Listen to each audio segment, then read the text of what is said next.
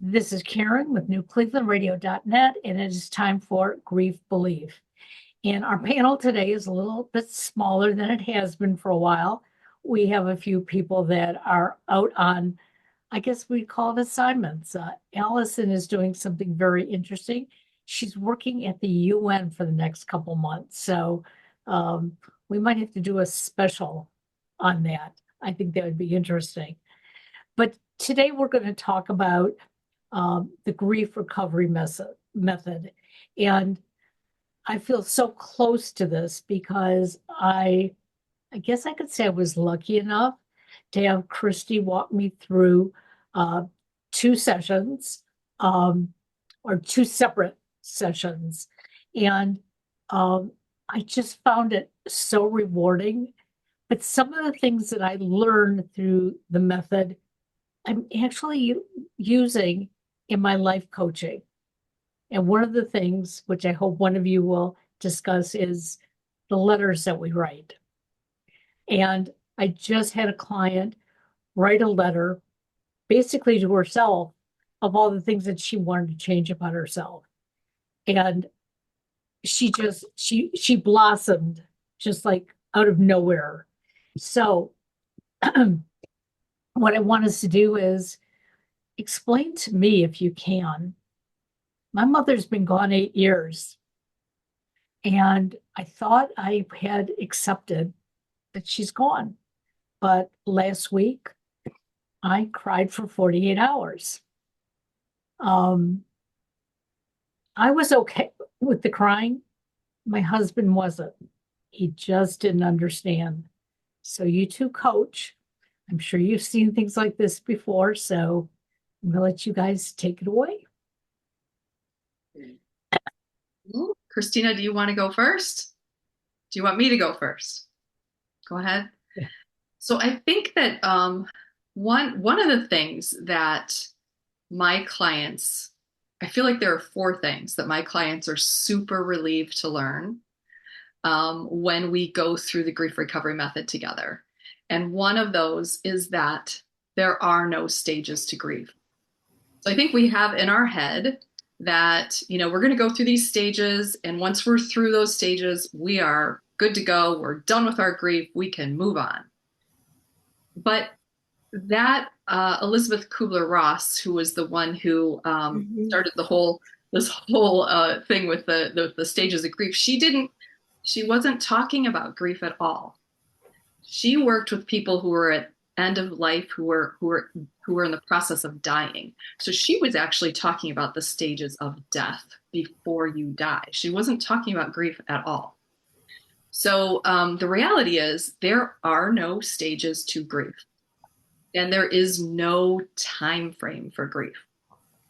So that's probably where the confusion lies, because we really, as a society, believe that there are these stages, then we just go through the stages, and once we're done with the stages, we're finished grieving. But that's really not the case. Grief comes and goes, it ebbs and flows. We talk a lot in the grief recovery method of coming to a place of completion, and we can get into more of that a little bit later. But you can only be as complete as you can be at this moment in time, and then things come up. And we have, that's what I love about the grief recovery method, is that they give you tools as to how to handle those things that come up and take you from a place of pain to a place of healing. And I always tell my clients, you're going to be sad. I mean, of course you're going to be sad. But what we can work on is pain. You don't have to live in pain and carry that with you. So, Christina, you have anything you want to add? Yeah.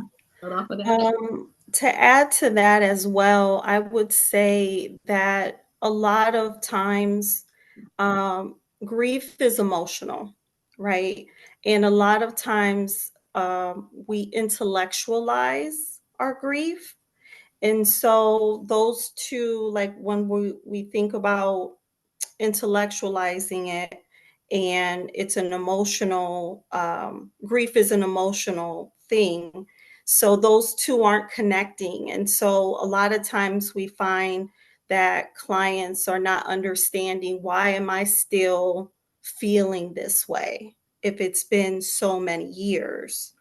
And then on top of that, I will also say that, um, in the beginning of the program, we talk about those myths and those misinformations that society taught us, or, our parents taught us.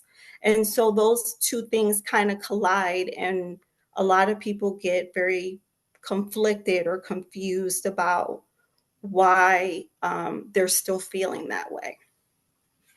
Well, as I shared before we started today, um, I happen to be Jewish. And so in the Jewish religion, you remember the person's memorial on the Hebrew date, which can be the same as the English date, or it can be almost a month difference. And this year it happened to fall exactly on the same date. So it's the first time in 8 years since she's gone that happened. And I really thought it was going to be easier because it was all going to be on one day rather than a month before and then again. And the interesting part is when we remember the passing of our loved ones, there's a prayer that we say, but it's for the living. It's not for the person who died. It's really for us to feel, I guess, complete would be a good word. And yet, every time I said it during the holiday services, I felt like I had to say something else. I wasn't getting that completeness. But one of the things I did, and I think, Christy, you and I've talked about this before, that these letters that we write and these diagrams that we put together, it's not necessarily that we're going to go back and reread them. But I did for 2 days. I had to get back to that feeling of, I'm okay with this. And I kept reading them over and over again, and I kept making some changes too. So can the two of you describe some of the, exercises that we go through? Because I found it to be so rewarding. And when I stopped crying after 2 days, I was like, these are my tools. This is what I need to do. So either one of you? Mm-hmm. So we start off the program by again going through myths and misinformation that we were taught to believe, and then we gradually go into, okay, well, how do I tend to believe those beliefs, right? How does that look for me? And how do we tend to also act recovered, right?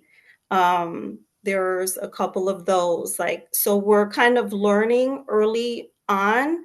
And then as the program goes on, you are having to look at all of the losses that you've gone through.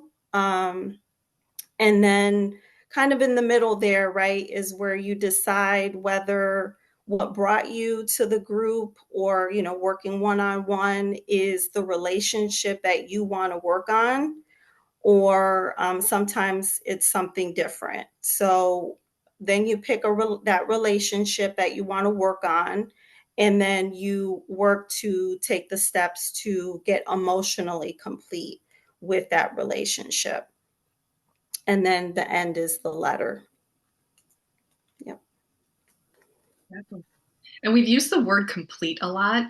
So what we mean by complete is all the things. So what happens when we lose somebody is very soon after we've lost somebody, our brain starts to review that relationship and go over it and over it and over it. And what you'll notice happening is you might have this really wonderful memory that you're thinking of, and all of a sudden something comes in that you suddenly feel horribly guilty about, or sad about, like, oh, I wish I had done this. Oh, why did I do that? Why? So these things that we wish we had said or done differently, better, or more. Or these things that, we talk about unmet hopes, dreams, and expectations, or just things we wish we had said that we didn't get to, any emotional communication that we didn't get to say. That's all unresolved grief. So our brain is working to come to a place where we've completed that.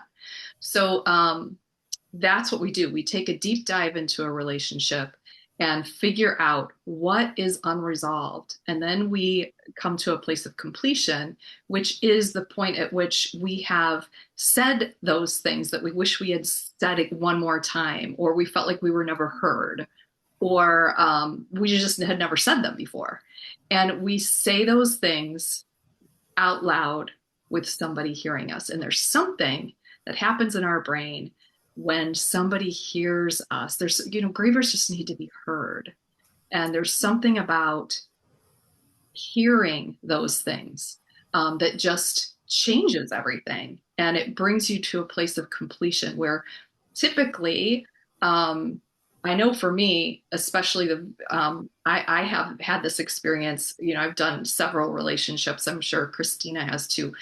I don't know that we've said this, blatantly said this, but Christina and I are both grief recovery method specialists. And Karen has gone through the program with me twice. So what happens, we go through this, get to this completion, and when I did it the very first time, I felt lighter. Like I felt like, wow, I just feel so much better. And that's what happens. There's something about verbalizing these very specific steps that we won't go into all of those, but these very specific steps that we go through in this method, and we verbalize those with somebody hearing us, that just brings us to this place of completion. So that's what we mean by completion, is saying those things, those emotional things that we didn't get to say, somebody hearing. Right. And I chose to go through it with you, Chrissy.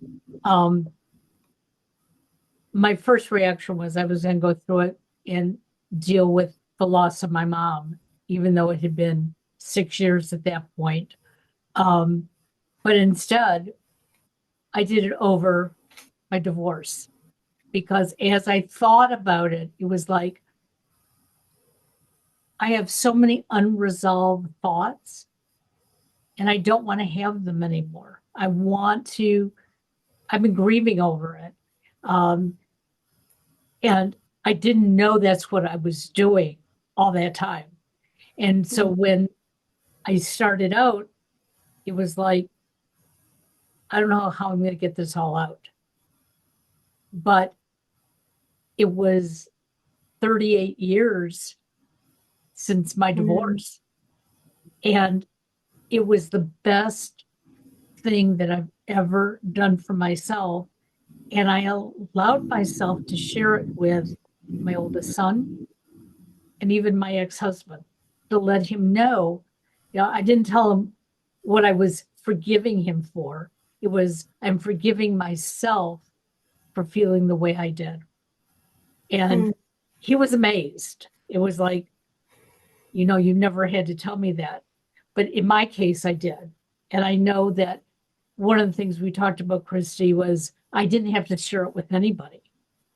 Okay. You listened to it without judgment because you were the coach. But typically, most people leave it there. They don't go back to the other person. In my case, I just felt that I had to. That one I feel very good about. I'm still struggling with my mom. And I guess maybe I have to go back and read some of my stuff again, or maybe go through, grief recovery again, because there are probably still some unresolved thoughts. It sounds like you need the PS letter, is what it is. Yeah. And we've talked about that. Yes. Yeah. So that's the other thing, just so our listeners understand, we do go through this very specific method, but we don't leave you just like hanging at the end. Okay, I did this, now what? Because even the things that you've gone through and you have completed, you might need to go back and do those again, certainly. And other things will arise that you didn't deal with when you were working with us as a specialist. So we do give you a way to handle those situations that arise so that you're not going through the entire program again.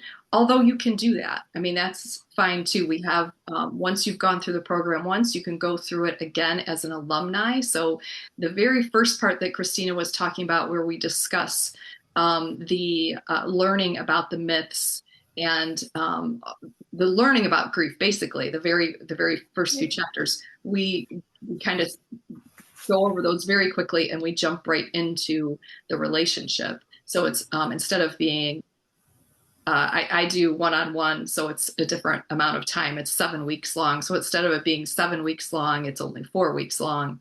And so that's called the alumni group. So Karen, you took advantage of that. You went through Right. the entire thing 7 weeks, and then we did an alumni session. Right. And I oftentimes have that happen with clients who go through it once and they're like, okay, I need to work on this next relationship too. So they just jump right in again. And we do an alumni session right after. And ultimately, once somebody has done this with a coach a few times, they get the idea of how to do it. They're understanding how to use their new tools, and they can do it on their own then. Ultimately, the first few times you probably want to do it with a coach or a specialist. Right. And I wanted to add as well, one of the nice things about the program as well that I like is as we're like verbally communicating those things that we're going through, whether it be myths that we believed or emotional statements regarding the relationship we're working on. One thing is that you're able to verbally communicate that, and I'm not going to come behind you and tell you how you should feel, which a lot of us tend to get out in the world, right? So something that's awesome about that program is that I'm able to verbally communicate my emotions, my feelings about that person without, you're not going to get feedback from us. We're just going, we like to say a heart with ears. Yes. So yeah, I just wanted to add that too as well. And also, I know we're talking about in this particular instance, death, right? But if you've been watching us for quite a while, right? Grief is not just a death of a loved one. And so one of the other awesome things about the program, right, is that let's say you are having to deal with someone that is living, right? And so now we're giving you the tools to, yes, verbalize those emotions, but also giving you the toolkit so that you can be able to, I don't want to say manage that relationship, but your capacity to kind of deal with that person or have that person in your life rather is a little bit more, how do I want to say it? Like, I don't want to say deal with it, but I hope you guys understand what I'm saying, Well, right? it's more, you can manage it better because you've got the right, tools. right. It's interesting, and I know I've shared this before, but I belong to a group online called the Ethel Circle. It's through AARP, and the women range from age 45 and up. In fact, there was a 103-year-old woman the other day who wrote something out that was just so beautiful. It's like, I hear so many people grieving and feeling lost. She said, I've outlived my whole family, my children, and what on and on. But she could tell us what the wonderful things are that she's enjoying in life today. But I bring up this group because there are so many women today, and there could be men but I haven't connected with them. But women who are grieving over so many things, whether it be children moving out of the house, estrangements in the families, um, loss of income, loss of job, so many things. And I think that this recovery method is so important for us to get a better handle on, like you've said, Christina, where our emotions are. You know, maybe it is okay to cry for 2 days, but understand why you're crying for 2 days. Okay. Understand that you're not going to cry for, a year. It's not going to be continuous. That I knew I had the tools. And like I said, my tools were going back through everything that I wrote and reading it and feeling confident that, okay, I'm going to be all right. But until you go through it, I think it's hard to understand. So why did both of you decide to become grief recovery coaches? Because it can't be easy. It just can't be. You want to go ahead, Christy? No, go ahead, Christina. Okay. For me personally, obviously, I went through the program myself, and just the type of person that I am, I love helping others, and just seeing how life-changing this program was for myself, and being given the opportunity to go through the training, I said absolutely. But you're right, Karen. It is, you have to be, it's not for everyone, but you also have to know your boundaries and what you're able to take on, and how to really, I use the tools all the time, not just for loss, but if I'm struggling with something, right? So I love that it gives you kind of a toolkit so that I can process correctly, and um, know that those myths that I personally believe, it's not true, right? So that's what brought me to do this work.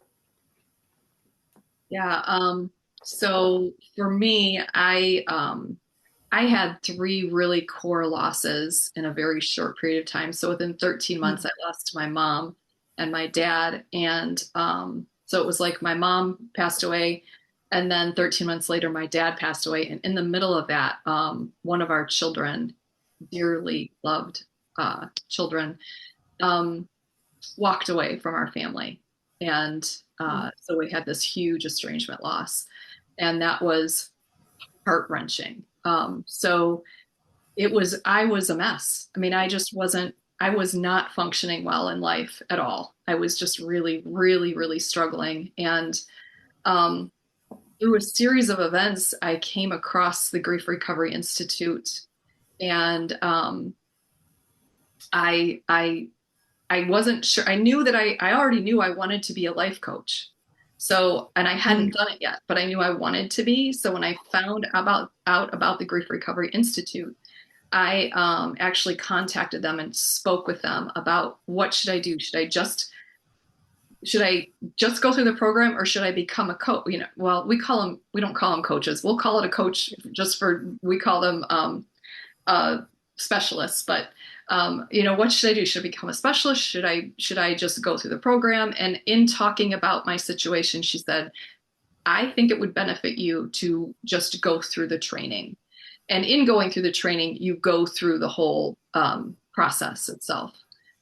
So that's what I did. And like I told you, I could not believe how once I got finished going through the process, this weight that was lifted, and I felt so much better. And I was not carrying all that pain with me everywhere. I didn't even realize how much that relationship that I worked on was affecting me until I went through this. And I suddenly felt like, oh my gosh, I felt like it was magic. It was just so amazing to me. And I just thought, I am definitely going to do this because it helped me so much. And I wanted to help other people. And to be honest with you, when I started doing this as a specialist, I was like, I don't know if this is going to work for anyone else. It worked for me, but that doesn't mean it's going to work for other people. And I was really apprehensive about doing this because I'm like, well, I don't know, maybe it's not going to help them. I have been doing this for almost 5 years. I have not had one client who was not significantly changed by this. Every single one of them. And it blows me. I mean, it's amazing. I also, the grief recovery method is, as far as I know, the only method out there that is evidence-based. So they've actually studied it. They know that it works. And it's the only grief program out there, as far as I know, up to this point in time, that is evidence-based and actually works. And like I said, I have not had one client that has not been significantly changed by this. So that's why I did it. That's how I ended up here. And it's, I still have the sadness. I mean, it is sad that I lost these three people that I adore. And like the one of, our child is still out there, but we don't have contact. And it is horribly sad, just really sad, but I'm functioning. And I'm not only functioning, I'm thriving. And that's because of this program. I am so grateful, so grateful. And you're bringing up something that is, we think it's rare, but it is not, and that is estrangement. When my son turned 11 years old, he moved in with his dad in Southern Ohio. And that was difficult for me to begin with, the change of custody, but he kept my son away from me for 2 years. And I joined a group for mothers who lost custody. And it made me worse. I thought it was going to make me better.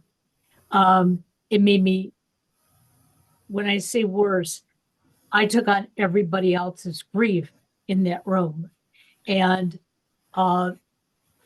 what I needed more was if I could have had a one-on-one, let the grief out. Now, I'm lucky my son came back into my life and he's been a part of my life. And, he's going to be 50 years old next year. And, I'm grateful for that. But estrangement is happening all around us. And I know when I was going through it, I had people who looked at me as if, what kind of mother are you? What did you do wrong? And that's something that we need to change. We need to be able to do some sort of specialized training. And, you helped me with that as well, Christy. And so, as Christina said, we talk about all kinds of grief on this podcast. So if you're listening and you're grieving over anything, these two women are very good at what they do. Carol does a different program. I'm not quite sure what her program is, but Carol does a different grief program. And Candace also does the grief recovery method. So we at least have some people through the podcast that you can work with. And if they're not the right ones, we'll be more than glad to help you find somebody, because life is too short to walk around carrying it all on your back. And I know I see the difference in you, Christy. I can tell when it's on your back for a little bit, and then I can see when you've used the tools that you need to. And I guess I would say you come out of it for a while. You let it drop. And it's not easy. Yeah, it's not even, I know I've been doing this for 5 years. I know what I need to do, and I still fight it. But then when I do it, I'm like, oh, I feel so much better. Why don't I just do this in the first place? Another thing that I want to just mention very briefly is that, we've been talking here about estrangement and death. This also includes divorce. It also includes any kind of lost like physical abilities. We had that podcast with my sister about physical abilities. So we handle, Christina and I can handle any kind of loss. It's not just death, and it's not just divorce or estrangement, but it can be, Christina, what is the word I'm looking for? Intangible losses. Thank you. Intangible Hmm. as well. And those intangible losses include like loss of trust, loss of physical safety, loss of physical abilities, and the list goes on and on. So there are over 40 different life events that can cause feelings of loss and grief. Hmm. So it's not, I think we just automatically think death. And there's so much more than that. Yeah. Well, Yeah, I agree. we've also talked about that loss of pet. Mm. Okay. I have a Yeah. cousin up in Detroit. There's this dog that keeps walking around her condo. The dog will not come to her, but the dog it's lost. And she keeps saying she's taken pictures of it, she's posted it. Somebody is grieving the loss of this pet, and the pet is there. And she said she doesn't want to call the animal warden because she doesn't know what will happen to the dog. So there are people out there who, whether it's the death of a pet or the pet runs away or somebody takes your pet, those are things that they can go through the grief recovery method for as well, because that's your family. Yeah. Yeah. Very true. Yeah. And one Absolutely. thing people don't think about too is that pet is grieving too.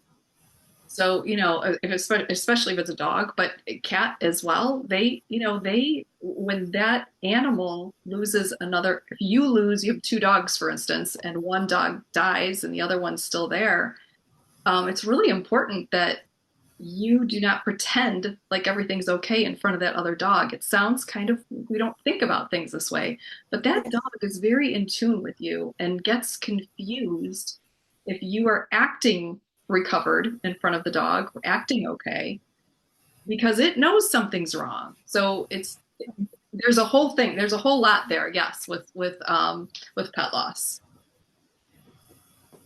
Now, do Yeah. either one of you ever work with children at all? No. We're not. We do have a program called Helping Children with Loss, but that's working with adults, either it be parents or people that um, work with children. We walk them through that program to help them to get the emotional tools so that they can help navigate the children when they're going through something.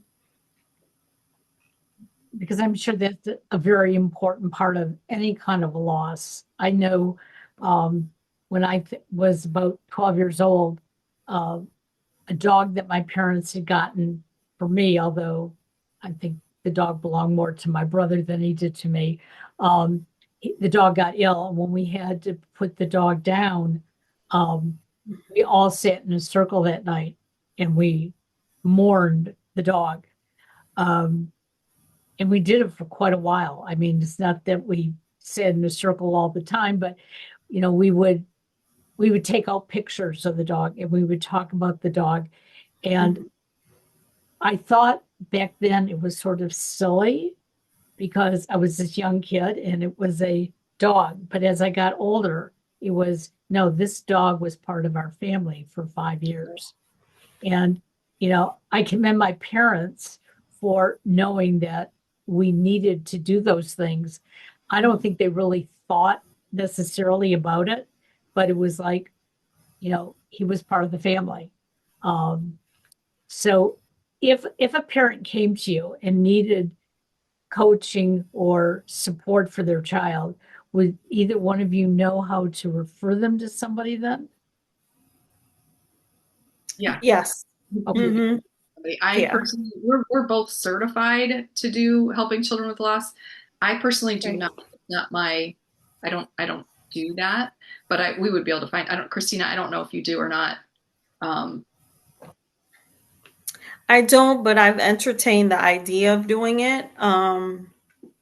But yeah, we could connect you to someone that's doing it because I don't think we've said this, but when we talk about the grief recovery method, there's two ways to work with someone. There's the support group format, and there's working one-on-one. Um, I tend to go the support group route. Even though I can work one-on-one.